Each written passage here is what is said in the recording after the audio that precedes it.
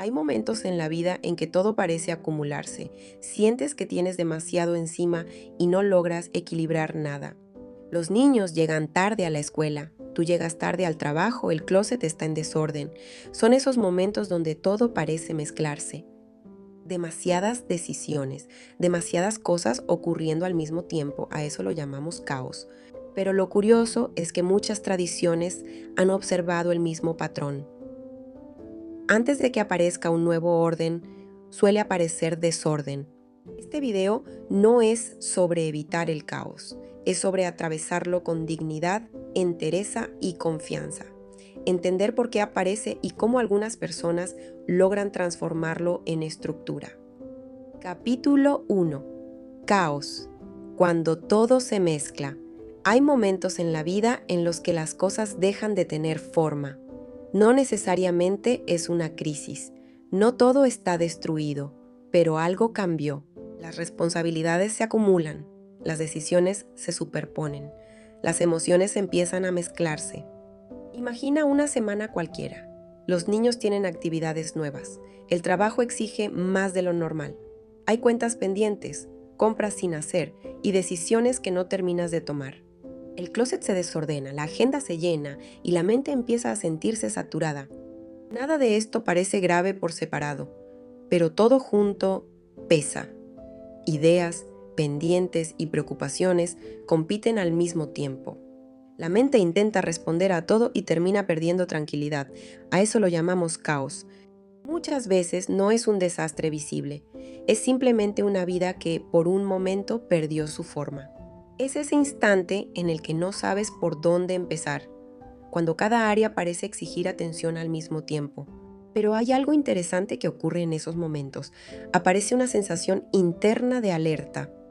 Percibes que algo ya no está funcionando como antes, que ciertas rutinas dejaron de sostener la vida que tienes ahora. Algunas personas detectan esto muy rápido. Notan cuando una dinámica cambió, cuando el ritmo dejó de ser sostenible. No es debilidad, es percepción del desorden. Desde la psicología se sabe que el cerebro se desorganiza cuando demasiadas variables compiten al mismo tiempo por atención. No es solo la cantidad de cosas, es la falta de estructura entre ellas. Por eso el caos puede sentirse tan incómodo. Porque algo en la vida cambió, pero todavía no ha sido reorganizado. Lo viejo ya no ordena tu vida, y lo nuevo aún no tiene forma. Ese espacio entre ambos momentos es precisamente lo que llamamos caos. Capítulo 2. El caos bajo lupa, un patrón observado en distintas tradiciones.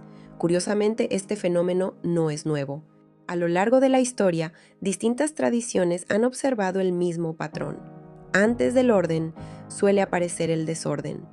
La filosofía antigua lo describía como el paso del caos al cosmos. El caos representaba la mezcla, la falta de forma, el momento en que todo parecía confundirse. El cosmos, en cambio, era el orden que surge cuando cada cosa encuentra su lugar. No era solo una idea filosófica, era una observación sobre cómo evolucionan muchos procesos de la vida. En distintas tradiciones, el desorden aparece como una antesala del cambio, un momento en que lo antiguo pierde estabilidad para que algo nuevo pueda reorganizarse. Visto desde esa perspectiva, el caos deja de ser únicamente un problema. Puede ser también un punto de inflexión, un momento en que la vida obliga a revisar lo que antes parecía funcionar. Hábitos que ya no sostienen la realidad actual, ritmos que se volvieron insostenibles, decisiones que han sido postergadas demasiado tiempo. Por eso, en lugar de verlo solo como una amenaza, algunas corrientes de pensamiento lo interpretan como una señal, una indicación de que algo necesita reorganizarse. Y aquí aparece una pregunta interesante. ¿Qué pasaría si te detienes a observar el caos que estás viviendo?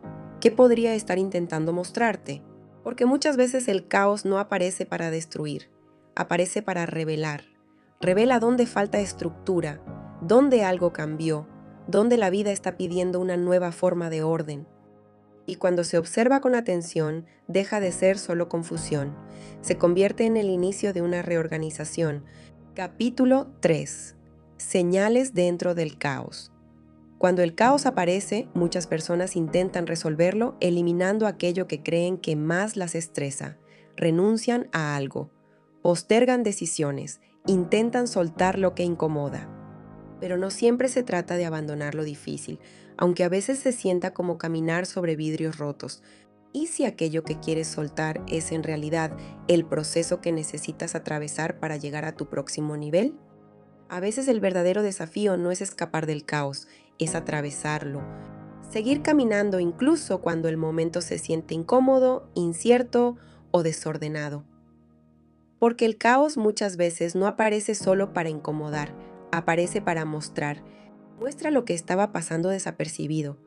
Tal vez una decisión que se ha pospuesto demasiado tiempo. Una conversación que debía ocurrir y se evitó. Un hábito que antes funcionaba, pero que ya no sostiene la vida que tienes hoy. O compromisos que se fueron acumulando poco a poco hasta volverse insostenibles.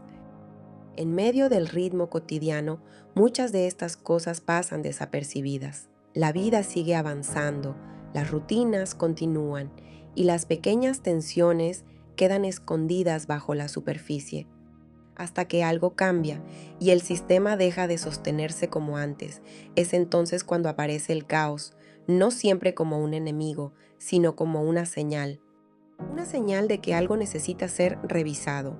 No necesariamente para destruir lo que existe, sino para entender qué necesita cambiar. Porque cuando el caos se observa con atención, muchas veces empieza a revelar algo importante, donde la vida está pidiendo un nuevo orden. Capítulo 4. La ausencia de estructura. Cuando el caos empieza a revelar lo que está pasando, muchas veces aparece algo muy concreto. No falta capacidad, falta estructura. La vida moderna exige muchas cosas al mismo tiempo: trabajo, familia, compromisos, proyectos personales. Pero el verdadero problema no suele ser la cantidad de cosas. Es que muchas veces no existe un orden claro entre ellas. Imagina un día común. Te levantas con varias cosas en mente: un correo que debes responder, una tarea pendiente del trabajo, algo de la casa que quedó sin resolver, una decisión que llevas días posponiendo. Nada de esto es imposible, pero todo aparece al mismo tiempo. Entonces la mente salta de una cosa a otra. Empiezas algo, lo interrumpes, recuerdas otra cosa pendiente y el día avanza sin que nada termine de tomar forma, no porque falte disciplina, sino porque no hay una estructura que organice la atención. Y aquí aparece algo interesante. Muchas personas dicen que quieren organizar su vida, pero organizarse también implica enfrentar algo, decidir qué es realmente importante y qué no lo es. Por eso vale la pena hacerse una pregunta incómoda. ¿Qué decisión estás evitando cuando dices que necesitas organizarte? Porque cuando empiezas a poner orden, algunas cosas se vuelven evidentes. ¿Qué decisiones has estado postergando? ¿Qué retos debes afrontar? ¿Qué prioridades necesitan cambiar? Y muchas veces, ¿qué miedo ha estado frenando el siguiente paso? Por eso aparece una segunda pregunta, todavía más profunda. ¿Qué parte de tu vida quedaría expuesta si pusieras orden hoy? Porque la estructura no es solo una herramienta de productividad, es una forma de honestidad. Te obliga a mirar tu vida con más claridad. Y cuando esa claridad aparece, el caos deja de dominar la situación. Empieza a convertirse en el punto desde donde una nueva dirección puede construirse. Capítulo 5.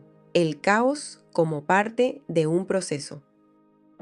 Cuando se observa el caos con cierta distancia, aparece algo interesante. No es una experiencia exclusiva de la vida moderna. A lo largo del tiempo, distintas corrientes de pensamiento han intentado comprender esos momentos en los que la vida parece perder su forma.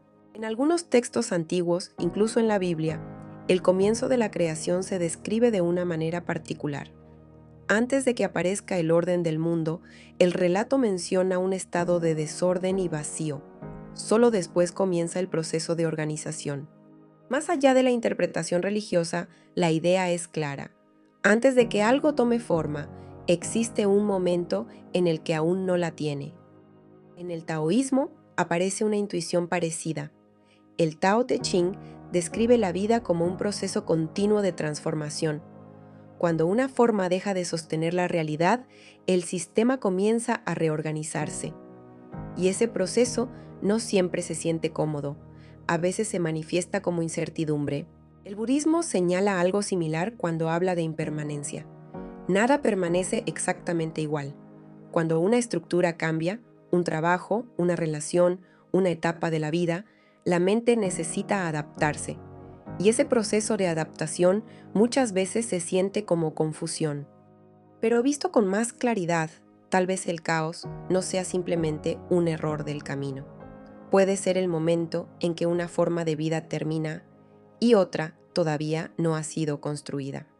Y si eso es así, surge una pregunta inevitable. ¿Qué cambia cuando dejamos de ver el caos como una tragedia y empezamos a verlo como una transición? Porque tal vez el caos no llegó para destruir tu vida, llegó para mostrarte qué parte de ella ya no puede seguir igual. Y cuando se comprende eso, el caos deja de ser solo confusión. Empieza a convertirse en el punto donde una nueva estructura puede comenzar. Capítulo 6. Diseñar estructura. Cuando el caos aparece, muchas personas reaccionan intentando controlar todo. Quieren entender cada detalle, resolver cada problema, anticipar cada escenario. Pero en ese intento de controlar lo incontrolable terminan agotándose, porque hay algo importante que comprender. No todo en la vida puede ser controlado. Las crisis económicas, los cambios profesionales, las transiciones personales, muchas veces llegan sin avisar, y cuando lo hacen, la mente busca desesperadamente una certeza que todavía no existe. Aquí aparece una distinción fundamental. No puedes controlar todo lo que ocurre, pero sí puedes diseñar la estructura desde la que respondes, y esa diferencia cambia completamente la experiencia del caos. En psicología de la decisión se sabe que cuando una persona pierde estructura entra en modo reactivo. Las decisiones se vuelven impulsivas, cortoplacistas y emocionales. En cambio, cuando existe estructura, incluso en medio de la incertidumbre, el cerebro recupera algo esencial: capacidad de dirección. Esa estructura suele apoyarse en 4 pilares simples. Primero, prioridades claras. Cuando todo parece urgente, la mente pierde criterio. La estructura comienza cuando decides qué 3 cosas siguen siendo importantes incluso dentro del caos. Por ejemplo, un médico en una sala de emergencias no intenta tratar a todos los pacientes al mismo tiempo. Primero aplica un principio fundamental de la medicina de urgencias: triage. El proceso de evaluar rápidamente quién necesita atención inmediata, quién puede esperar y quién requiere otro tipo de intervención, no porque unas vidas importen más que otras, sino porque cuando todo es crítico, priorizar es la única forma de actuar con criterio. Las prioridades funcionan de la misma manera, no eliminan el caos, pero evitan que tomes decisiones desde el pánico. Segundo, decisiones conscientes. Muchas personas retrasan decisiones esperando que la situación se vuelva completamente comprensible. Pero en los momentos de transformación, la comprensión total rara vez aparece primero. Primero se decide, luego el camino comienza a ordenarse. Piensa en un navegante en medio del océano. No espera a que el mar se calme completamente para elegir dirección. Ajusta el rumbo mientras navega. La decisión no elimina la tormenta, pero evita quedarse a la deriva. Tercero, límites firmes. Límites de tiempo, límites de energía, límites sobre cuánto espacio permites que el problema ocupe en tu mente. Sin límites mentales, el caos invade todo. Con límites, vuelve a tener contorno. Un bombero que entra a un edificio en llamas sabe algo esencial. Si intenta rescatar todo, no rescatará nada. Primero salva a las personas, luego lo que todavía pueda preservarse. Los límites funcionan de la misma manera. Definen qué merece tu energía y qué no. Cuarto, sistemas simples.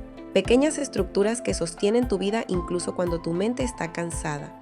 Rutinas básicas, decisiones predefinidas, espacios para pensar antes de reaccionar. Un piloto que atraviesa una turbulencia fuerte no empieza a improvisar. Sigue procedimientos, listas simples que fueron diseñadas precisamente para momentos de presión. Los sistemas personales funcionan igual. Cuando tu mente está saturada, la estructura sostiene lo que la fuerza de voluntad ya no puede sostener. Nada de esto elimina el caos, pero crea algo mucho más importante, un punto de estabilidad desde el cual puedes seguir avanzando.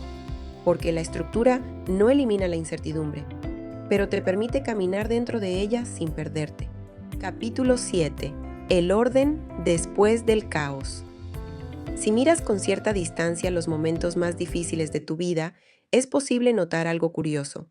El caos no siempre destruye, muchas veces revela. Muestra qué estructuras ya no funcionan, qué decisiones habías postergado, qué versiones de ti mismo ya no pueden sostener el futuro que estás buscando. Por eso, cuando una persona deja de resistir el proceso, algo empieza a transformarse. Primero surge la aceptación, no resignación, aceptación. La capacidad de reconocer que hay momentos en los que el camino todavía no está completamente definido. Después aparece la estructura, decisiones más conscientes, prioridades más claras, límites más firmes. Y poco a poco, lo que antes parecía imposible empieza a tomar forma. No un mundo perfecto, no una existencia sin incertidumbre, sino una nueva forma de avanzar dentro de ella. Entonces aparece la dignidad. Porque ya no reaccionas desde el miedo, también surge la entereza, porque incluso en medio de la dificultad continúas avanzando. El caos se parece mucho a un huracán. En el centro del huracán, en el ojo, aparece una calma inesperada, mientras alrededor el viento rompe estructuras y transforma el paisaje. Así ocurre muchas veces en los procesos de cambio. A veces rompe lo que ya no podía sostenerse, para abrir espacio a algo nuevo, y entonces surge la confianza. No porque todo esté resuelto, sino porque sabes que tienes la capacidad de atravesarlo. Tal vez esa sea la verdadera comprensión. La vida no siempre se vuelve comprensible antes de avanzar.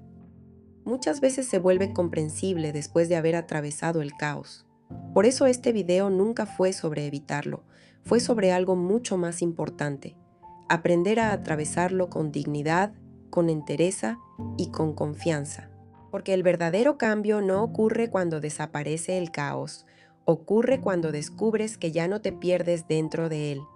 Gracias por acompañarme en esta reflexión. Nos vemos en el próximo video